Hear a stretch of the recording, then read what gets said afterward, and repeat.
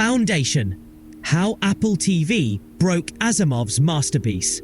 Isaac Asimov created one of the most influential science fiction sagas of the 20th century.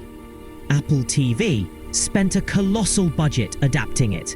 The result left huge numbers of lifelong fans confused, disappointed, or outright furious.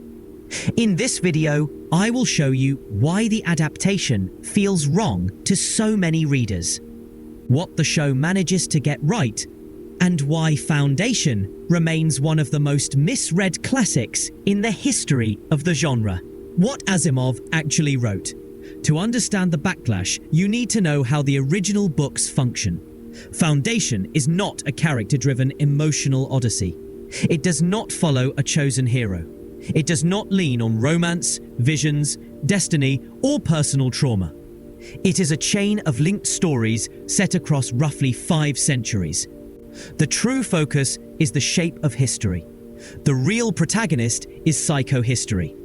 Not Harry Seldon, not Gal Dornick, not the leaders of the Foundation. Psychohistory is a mathematical framework that predicts how massive populations behave over long timelines.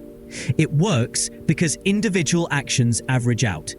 No one person can derail the pattern. Characters step in, argue, take action, succeed, fail, and vanish.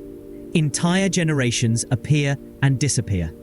The plot unfolds through political, economic, and cultural forces rather than individual emotional arcs.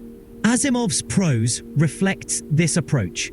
His writing is rational, dialogue-heavy, and precise. He avoids melodrama because his focus is the behaviour of civilizations rather than the inner life of a few special people. Fans love Foundation because it treats ideas and history with respect and trusts the reader to follow complex systems without constant emotional shortcuts. What the TV show decided to be instead. The Apple TV adaptation chooses a completely different structure. It wants to be a sweeping personal drama. It wants characters whose feelings push the plot. It wants romantic tension, tragic pasts, prophetic visions, and high-stakes destiny. None of that appears in the books. The show introduces emotional arcs that reshape the entire narrative into something contemporary and glossy. It prioritizes personal suffering over the movement of societies.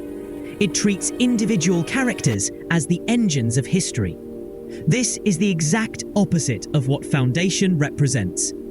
The result is familiar to modern television viewers, but alien to fans of the text. This is why the adaptation feels like betrayal to so many readers.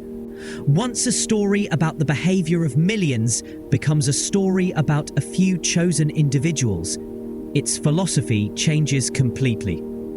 Foundation turns into a stylish space opera rather than a rigorous exploration of civilizational change. The moments that broke the spell for fans. These 3 examples appear in every fan discussion. 1. Salva Hardin and Gal Dornick meeting. In the books, they are separated by decades and never cross paths. In the show, they become emotional anchors and romantic interests. This rewrites the structure of the entire timeline. 2. Harry Seldon refusing to stay dead. In the books, he dies at the start and only returns through pre-recorded messages.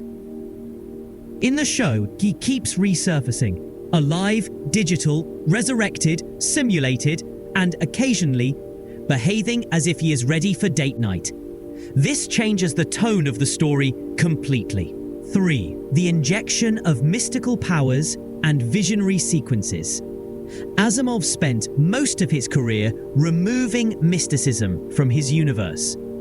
The show adds visions, spiritual awakenings, and destiny themes that contradict his worldview at its core.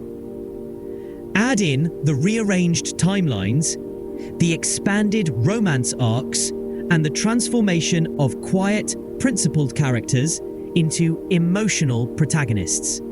And the adaptation becomes something entertaining on its own terms, yet fundamentally disconnected from the original trilogy. What the series does well: it is important to give credit where it is due. The adaptation looks incredible. The visual design is breathtaking.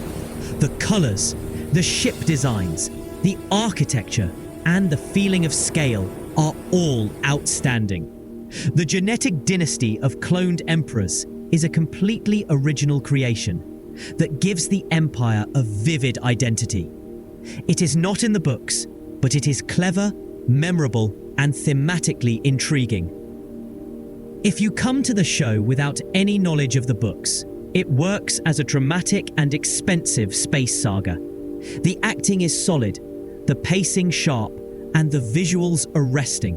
It is not bad television. It is simply not Foundation. Why Asimov's version still leads the pack?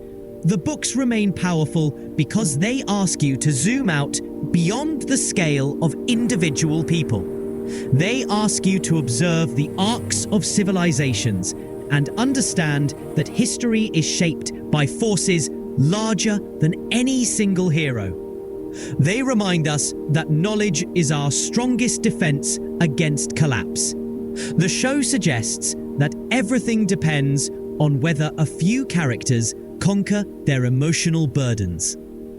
The books argue that humanity's survival is determined by ideas, planning, and the behaviour of populations. The difference is not cosmetic or superficial. It defines the soul of the story. Watch the show if you want a modern reinterpretation. Read the books if you want the depth that influenced generations of writers, scientists, and thinkers. Should you watch or read Foundation first? If you are new to Foundation, start with the books. They are surprisingly accessible and short, and they still feel fresh decades after publication. If you prefer sweeping visuals and character-driven drama, watch the show as its own piece of science fiction, rather than a faithful adaptation. It works better when treated as a parallel universe version. Closing thoughts. Foundation survives because it forces us to think about the fragility of civilization and the value of knowledge. Even if the adaptation strays from Asimov's intent, it has introduced millions of people to a story that deserves to be read. Tell me in the comments which change irritated you the most.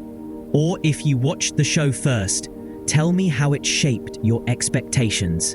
And if you enjoy videos that look at the heart of science fiction and track where modern adaptations get it right or wrong, subscribe and stay with the channel. There is a lot more coming.